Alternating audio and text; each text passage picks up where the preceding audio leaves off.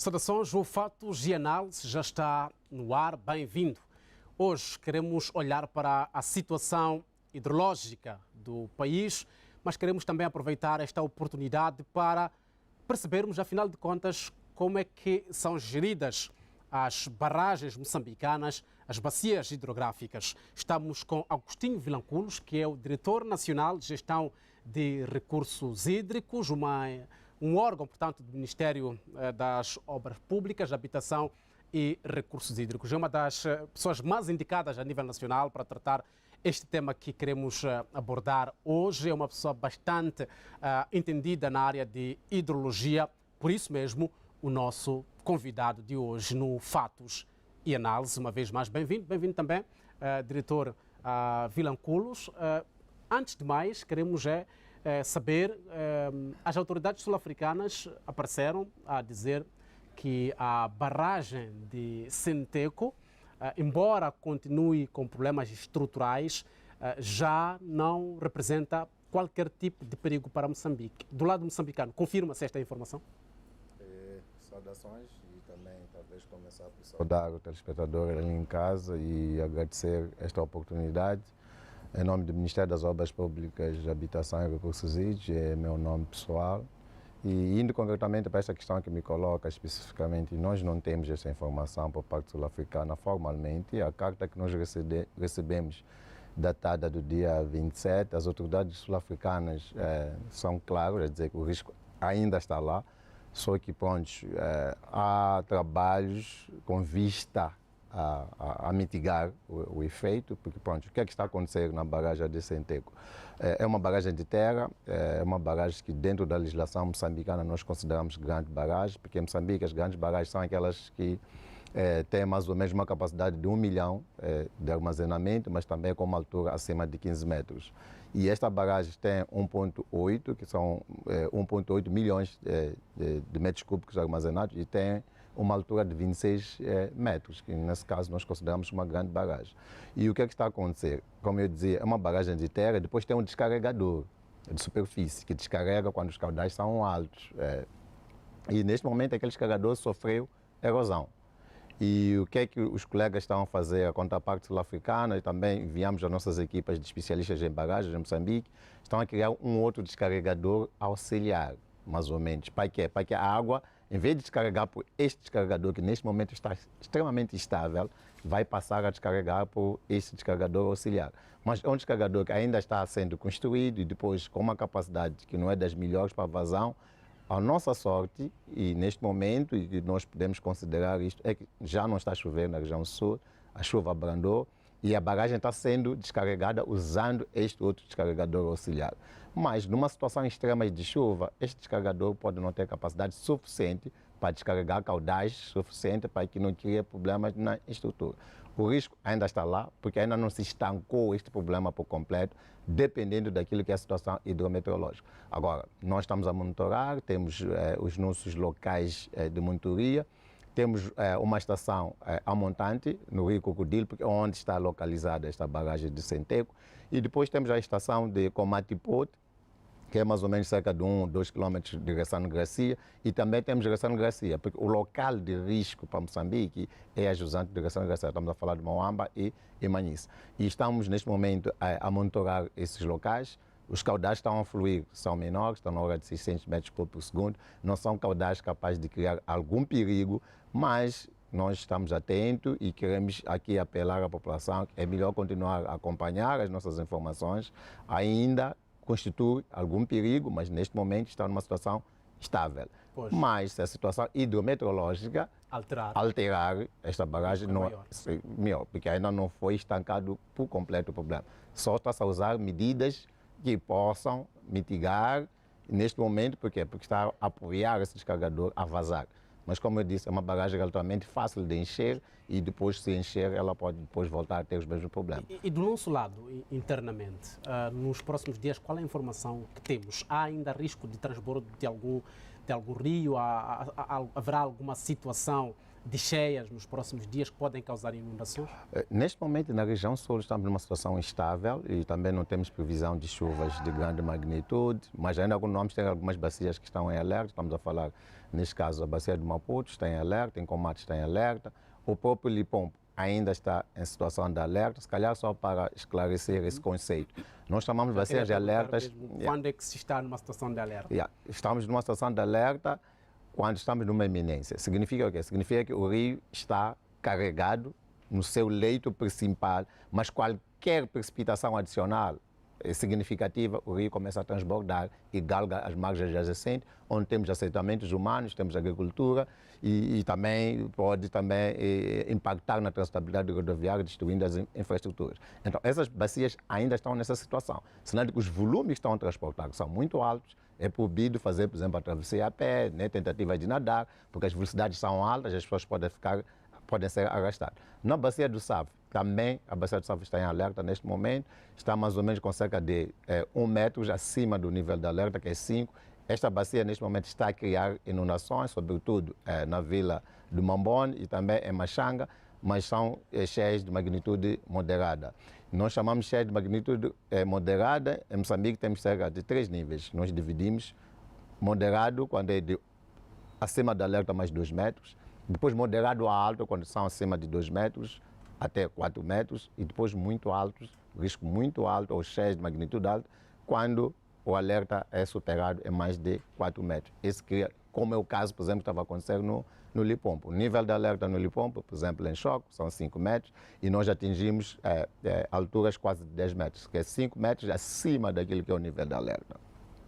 E na região norte também está a chover. Aqui a nossa preocupação agora na região norte é uma baixa pressão que formou-se, tal qual como aconteceu na região sul, que está mais ou menos estacionária. É certo que transformou-se num ciclone que depois vai afetar o Madagascar e não muito a nossa região, mas também o centro de convergência intertropical desceu e está a criar chuvas na região norte. E neste momento temos a indicação de que a bacia do Megaruma superou o alerta e normalmente quando esta bacia supera o alerta, cria a questão de intransitabilidade entre Chiure, Mikufi, Chiure, Anquabe. E neste momento nós não apelamos aos automobilistas ao se fazer nestas vias. Por quê? Porque o rio Megaruma está carregado, está a transportar caudais altos e podem também serem arrastados, e nós não queremos uma situação de perdas de vidas humanas. Diretor Agostinho, Moçambique tem um sistema robusto, funcional, de aviso prévio e alerta precoce para a situação hidrológica? Sim. Eu quero deixar aqui um conceito que Moçambique está a avançar fortemente em direção a alcançar a resiliência dos desastres provocados pelo clima ou pelos desastres hidroclimatológicos. Ora, vejamos, só o recente exemplo, eu vou dar o exemplo recente, Sua Excelência o Presidente da República instalou uma sala de emergência. Isto é um forte recado. Está a nos dizer, em outras palavras, que eu estou atento aos trabalhos que vocês estão a fazer. Isto deixa grandes responsabilidades para nós, que somos instituições vocacionadas para este tipo de assuntos. Se nós formos a ver, nós em 2019 instalamos uma sala específica, nós chamamos de Unidade de Controle de Cheias e Seca, especificamente só para tratar questões de cheias e seca. Esta é uma unidade que nós estamos a treinar jovens, equipados de tecnologias elevadas. Aliás, somos líderes na região em termos de previsão de cheias. O INAME sofisticou bastante a questão de previsão. O NGD tem uma sala de situação específica. Estamos a trabalhar em forma interinstitucional de uma maneira que é um exemplo único, se calhar, ao nível da região e ao nível da África. Nós aumentamos aquilo que é a nossa capacidade de antecedência. Antes fazíamos, por exemplo, com 2 dias, passamos para 3 dias e nós estamos a fazer agora a previsão com 6 dias de antecedência, com um nível de acerto muito elevado. Se não formos a ver, por exemplo, as recentes cheias, nós começamos a emitir os avisos dia 9 e depois tivemos o Conselho Técnico no dia 9. No dia 12 voltamos a nos reunir e depois emitimos mais comunicado. Começamos com o processo de disseminação, começamos com sensibilização até que chegamos, por exemplo, à retirada compulsiva no dia 14. Onde é que acha que está a falhar o processo? Como é que algumas pessoas chegaram até a viajar e outras afirmem categoricamente que não receberam informação a tempo de que havia um risco de inundações? Eu penso que, pronto, as pessoas, em algum momento, sempre, não sei, a sociedade moçambicana tem com outros hábitos que sempre tenta descredibilizar as instituições ou, pronto, o sistema. Não sei se é questão de sistema político ou o quê, não sei. Porque, repara só uma coisa, é engraçado. Eu te garanto, esta cheia teve uma magnitude muito superior, por exemplo, de 2000. Mas em termos de impacto, 2000, só para termos um exemplo, 2000. 700 mortes, mais de 2.000 pessoas desaparecidas. Esta cheia é recente, estamos nos números mais ou menos 12, 15 mortes e depois desaparecidos 6, 7. Senão que as pessoas receberam a informação. Eu te garanto, se não tivesse recebido a informação, nós teríamos qualquer coisa acima de 2.000 pessoas mortas. Não. Então, dá a entender que as pessoas sabiam que havia um problema, só que o grande problema que as pessoas têm, às vezes não acreditam sem ver o fenômeno. Nós tivemos situações, por exemplo, em Choque, em Macaritane. Eu pessoalmente passei de Macaritane no dia 14. As pessoas estavam a sair com o seu gado. Mas outras pessoas estavam a dizer que não, isto não vai acontecer. Pronto, achei 2000, não atingiu. Vou estar numa situação. E outras pessoas que têm casas convencionais acham, ok, nós vamos ficar em cima dos tetos. Não é porque não tinham informação. As pessoas tinham informação, mas se calhar não sabem o que fazer. Outras pessoas ignoram a informação, não acham que, pronto, que o trabalho que estamos a fazer e descredibilizam, não acreditam. E este é que é o grande problema. Eu acho que a sociedade moçambicana precisa um pouco mais de entender que existem instituições do Estado, do governo, que foram instaladas lá exatamente para cuidar da vida das pessoas, das pessoas. Esse é o nosso papel. Quando nós aparecemos, avisar, é preciso respeitar, porque como eu disse, nós neste momento estamos equipados, estamos a trabalhar, estamos na era da tecnologia de satélites, estamos a usar a imagem de satélites, usamos sistemas de informação, estamos na era da inteligência artificial. Há uma série de tecnologias que nós usamos para poder acessar e com o tempo e podermos. Então as pessoas têm que acreditar com as informações que nós produzimos. Eu, pessoalmente, não concordo que as pessoas não tenham recebido. Agora, há um problema que pode existir, que nós estamos a trabalhar neste momento. São os guidelines para a gestão de cheia. Porque muitas das vezes as pessoas recebem a informação e não sabem o que fazer. Este é o problema que estamos a identificar e achamos que temos que corrigir rapidamente. Por exemplo, podemos emitir um comunicado, retirar-se para as zonas seguras.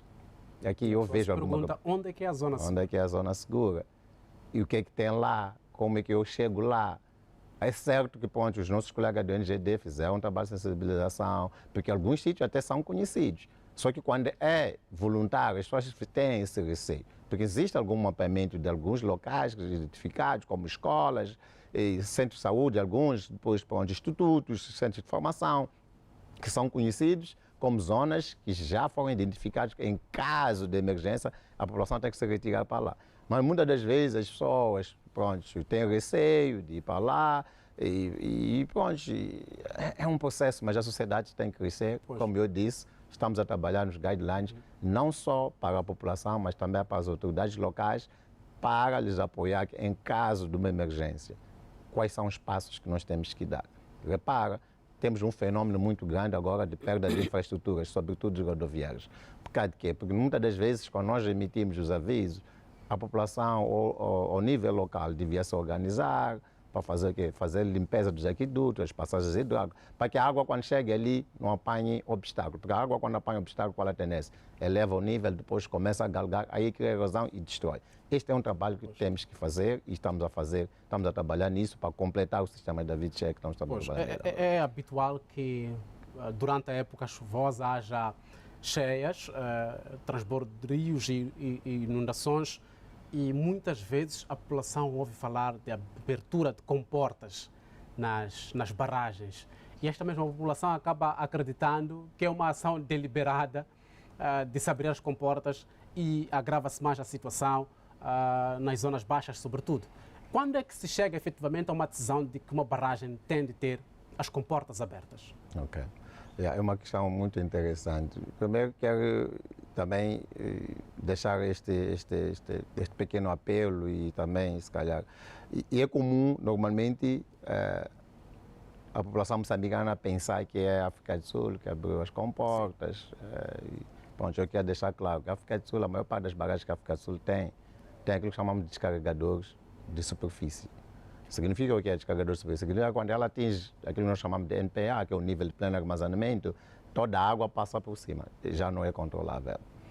No nosso caso, por exemplo, concreto, nós temos comportas, sim. Toda a barragem ela é desenhada para um objetivo específico. No primeiro desenho, depois é construído. Pequenos Libombo, o objetivo número 1 é conservar água para abastecimento da população no tempo estiagem. Aliás, Moçambique é um país com clima tropical úmido e seco. Tem a maior parte do ano seco e curto espaço de 4, 5 meses que é úmido. A restante parte do ano, assim, nós precisamos daquela água para quê? Para alocar a população, para beber, precisamos para gerar a economia e para a irrigação, por aí. Então, Cahora-Bassa, por exemplo, é para a produção de energia elétrica. Chicamba também é produção de energia elétrica. Coromana, irrigação, no Baixo Encomate, onde nós temos as companhias de açucareiro. Então, quando nós operamos a barragem, tem que fazer, respeitar o primeiro objetivo pelo qual. Segundo objetivo é exatamente esse de amortecer a onda de cheia. Então, o que é que nós fazemos? Nós colocamos as barragens a uma determinada cota e deixamos, se calhar, cerca de 20% ou 30%. Né? Vamos armazenar 70%. 30% é para amortecer a onda de cheia. Significa que o caudal, quando vem, enquanto é alto, eu vou amortecer 30% desse caudal. O restante eu tenho que tirar, porque já não tem espaço. Já não há capacidade de retenção e eu tenho que deixar passar. Então, é por isso que as comportas foram desenhadas. E depois, não como se não bastasse, tem um instrumento que chamam de curva-guia. A curva-guia que está ligado à questão de segurança da barragem é que me guia. É como se fosse um semáforo. Quando é vermelho, eu tenho que parar. Se não se abrir a comporta, o que é que pode acontecer? A barragem pode No caso, colapsar? por exemplo, claro, colapsa. Em caso contrário da barragem de Macingir, por exemplo, é uma barragem de terra. Aliás, nossas barragens da região sul são todas barragens de terras, não podem ser galgáveis. Tal qual como Senteco é uma barragem de terra, com uma pequena comporta no meio. Se ela é galgável, basta ser galgada, ela rompe. Imagina só o que pode acontecer. Macingir armazena cerca de 2.800 milhões de metros cúbicos. Se Macingir colapsa, eu te garanto que tem um impacto que até Maracuém, até os Guavas, cidade de Maputo, pode ficar em risco. É muita água que está armazenada naquela barragem, na barragem de Macingir. Isto não pode, porque temos que salvaguardar primeiro a integridade física da própria infraestrutura e depois vidas humanas. Então, é quando nós começamos a abrir. No caso do Limpopo, nós estamos a receber caudais acima de 15 mil metros cúbicos por segundo. A nossa capacidade máxima de descarga em Macingir são 120 mil metros cúbicos por segundo. E nós, o que é que nós fizemos? Nós fracionamos as descargas. Senão, teríamos tido um acidente pior, dos piores dos últimos tempos. Porque, em termos do volume, nós recebemos mais água do que dos mil. Mas em termos de impacto, nós trabalhamos de impacto, fomos mais inteligentes. Fracionamos numa primeira fase as descargas. Significa o quê? Fomos incrementando, hora em hora, depois baixavam. Para quê? Para evitar a coincidência dos picos. Repara, o Limpopo tem formato de um V. Não só temos barragem nos Elefantes, que é Macingir. No Limpopo principal não temos barragem. O nosso principal objetivo era para evitar as coincidências de pico. Porque o Limpopo estava a trazer cerca de 6 mil metros cúbicos por segundo, tínhamos 15 mil a entrar. Se nós tirássemos os 15 mil, mais os 6 mil, nós teríamos um desastre em choque, porque chegarão qualquer coisa como cerca de 21, 22 metros cúbicos por segundo. Isso é bastante. Nós retemos e depois só conseguimos chegar com cerca de 14, 15, entre 15 e 16 mil metros cúbicos. Uma parte nós retemos, fracionamos e não fizemos coincidir os picos. E uma outra medida que nós tomamos, vazamos completamente Macaritana. É certo que Macaritana é um açude, mas armazena qualquer coisa como 4 milhões. Nós abrimos as comportas para dar o espaço à água. O rio depois passou suavemente. Então, só tomamos medidas de descarregar caudais elevados, quando nós estamos a receber caudais elevados, para quê? Para que a cota não seja ultrapassada. Aliás, eu queria deixar aqui também um conceito muito bom, que pronto, andou nas redes sociais a dizer que pronto, as comportas de Macingir caíram ou Macaritana. Não caíram. Nas cheias de 2000, as cheias de 2000 veio provar em Moçambique que pronto, nós em Macingir não tínhamos capacidade para evacuar cheias de grande magnitude, como esta. E o que é que nós fizemos? O governo mobilizou financiamento e construiu o que nós chamamos de descarregador auxiliar. E este descarregador auxiliar, pronto, porque nós não podemos ficar com muitos descarregadores de operação automática ou manual, porque em tempos de emergência podíamos ter dificuldades em termos de operação. Decidimos que tínhamos que optar por uma solução chamada fuse gate. Os fuse gate é um tipo de descarregador que é feito de betão no local. Então, quando chega a cota que pronto, a infraestrutura fica em risco de que pode ser galgado, o que é que acontece? Aciona e caem automaticamente aquelas infraestruturas e abrem. E repara que nós rezamos muito para que caísse Eu estava em Massageiro nessa altura, nós estávamos a rezar para que caísse, porque podíamos trair as comportas e não caísse. Se não caísse, estávamos a crescer, para a cota máxima para a Soleira, para ser galgado a barragem, são cerca de 130. E os descarregadores FISDEC só acionam com 117. Já tinham atingido 117, só tínhamos mais 3 metros. E a água não parava de cair. Isto foi influenciado, porque na África do Sul tem um açude também chamado Elgar, que esse açude também rompeu. Repara que a África do Sul teve muito mais danos e muito mais fatalidades. E pronto, é um país com uma economia relativamente robusta, mas se calhar a inexperiência na gestão deles, nós tivemos em melhores condições. Não perdemos nenhuma infraestrutura e tivemos facilidade. Só para ter uma ideia, a África do Sul teve cerca de 200 mortes e nós estamos a falar de 15. Então, pronto, é certo que para morte é morte, porque nós nos damos satisfeitos se nós tivéssemos conseguido 0 morte. E nós estávamos em condições. Sr. Agostinho, Moçambique é o número que temos, atualmente cerca de, por aí, 16 barragens. Sim. Estas barragens são suficientes? Não, não são. Por causa também é por causa do conceito. Repara, Moçambique tem um nível de armazenamento nacional de cerca de, por aí, 57 mil milhões de metros cúbicos. Mas boa parte está na Caura Bassa. A maior parte, exatamente. Então eu quero dar esse conceito, que é a questão da distribuição espacial, infelizmente. Moçambique é um país de planície. Tem poucos sítios que chamam de dam sites, ou sítios com características geológicas ou topográficas para a construção de barragens. Nós temos poucos. A África do Sul, por exemplo, a capacidade máxima em toda a África do Sul de armazenamento são cerca de 32 mil milhões de metros cúbicos. Tem menos em relação a nós. Mas a vantagem que ele tem é que todas as barragens dele estão muito bem distribuídas no espaço, aliás, estão muito bem distribuídas no espaço, porque tem uma topografia favorável, são montanhas na África do Sul, para quem conhece. Então, eles conseguem barrar e estão em série. Agora, o nosso grande problema é esse. Nós temos grandes barragens, mas estão localizadas em locais que não satisfazem aquilo que são os objetivos, muitas das vezes que nós procuramos. Repara, como eu estava a dizer, todas, na região sul, por exemplo, todas as barragens só estão num braço. Aliás, em todo Moçambique. Se nós formos a ver Pequenos Libombos, só está no Umbeluze. Mas tem Movene, que também podíamos ter uma barragem e regulava muito bem Boane, porque podíamos. Repara, quando damos cheia, outra água vem do Movene.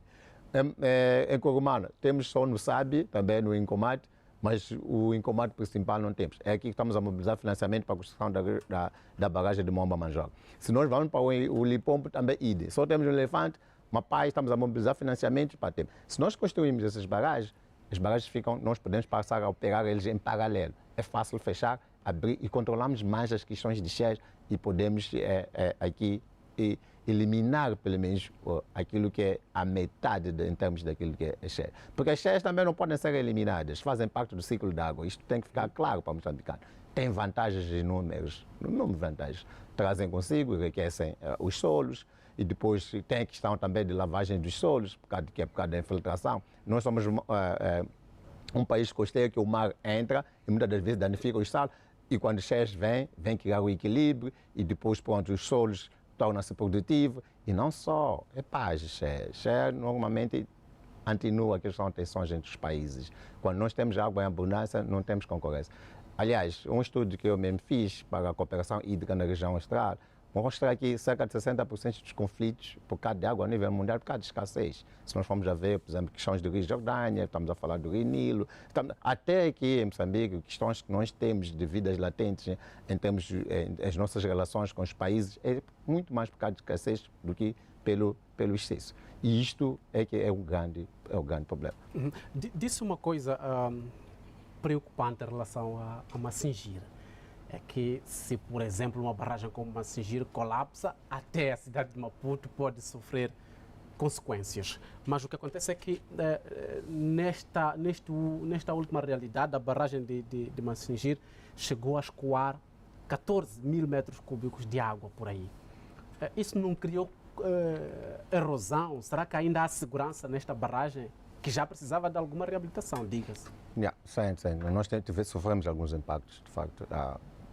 A bacia de dissipação de energia, quando nós fazemos as descargas, normalmente, o descargador auxiliar, especialmente, sofreu danos, uma erosão, e também o descargador de cheia a parte ajusante, tal qual como, por exemplo, o centeio, que nós estamos a dizer que está em risco, mas é diferente com o nosso caso, porque foi muito, muito ajusante, e quando o centeio é exatamente ali na soleira da própria barragem, também sofreu danos por causa de energia, e à medida que íamos descarregando, isso foi criado. Mas estamos a trabalhar ao nível do governo, pronto, fazer os levantamentos preliminares, e dentro do âmbito da emergência já temos contabilizado, está-se a mobilizar financiamento para fazer reposição imediata para a reparação. Sofremos alguns danos. Macaritano também sofremos alguns danos. Pronto, é certo que pronto, é uma barragem, ou é um açude que nós tínhamos aberto as comportas na totalidade, mas também sofreu um grande embate. Estamos a mobilizar especialistas de segurança de barragem para fazer uma avaliação detalhada para depois vermos quando é que pode custar a questão de reabilitação. Mas é certo que sim, sofremos grandes embates e temos alguns danos. Explicou ainda há pouco que cada barragem geralmente tem a sua função específica, a HCB, a Energia, Chicamba, a Energia, a Mavuse, quer me parecer também a Energia, depois outras para a irrigação, mas o que acontece é que destas 16 barragens que temos, boa parte delas só servem mesmo como reservatórios de água, acabam não sendo aproveitadas para outras realidades, para outras funções, nem mesmo para a irrigação em alguns casos. O que é que se passa? Isso já é uma questão já conjuntural. Eu quero concordar consigo, não podemos negar que Massageiro, de facto, é o caso extremo do aproveitamento da água. Isso nos preocupa bastante e nós temos de estar a debater isso com os nossos colegas da agricultura para fazer esse benefício. Porque é aqui onde está o valor econômico de uma infraestrutura. Porque também não vale a pena, só para teres uma ideia, é um bocadinho constrangedor, por exemplo, nós estamos a dizer para construir uma praia é 1,2 bilhões de dólares, podemos dizer $1.000 milhões. E se essa barragem não ser otimizada em termos de turismo, em termos de abastecimento de água, em termos de irrigação, é um investimento também que, se calhar, é oneroso para o Estado. Por quê? Porque estará lá, é um monstro, e pronto, e não estará sendo aproveitado, e não estará a gerar economia para o país também não. Porque Massageiro é o caso, por exemplo, temos sistema de irrigação de choque, capacidade de 30 mil hectares, Xai-Xai, capacidade de 20 mil hectares, e Massageiro está ali. Mas às vezes não consegue irrigar 10 mil hectares no sistema, não consegue. Então, isso é uma preocupação que temos que ver como é que se aproveita melhor a questão de irrigação no choque. Mas também tem este problema, porque muitas das vezes o que pode também criar desincentivo, nós temos que reconhecer, é o quê? É que, pronto, é preciso também defender esses empreendimentos. Nós temos que defender esses empreendimentos, mas neste momento nós estamos a mobilizar um financiamento também que é para a construção do dique do choque. O DIC vai criar o quê? Vai criar condições para defender os empreendimentos e isto pode cativar. E eu quero acreditar que é um problema estrutural, conjuntural que nós temos e reconhecemos este problema, mas é um problema que nós estamos a trabalhar para poder resolver.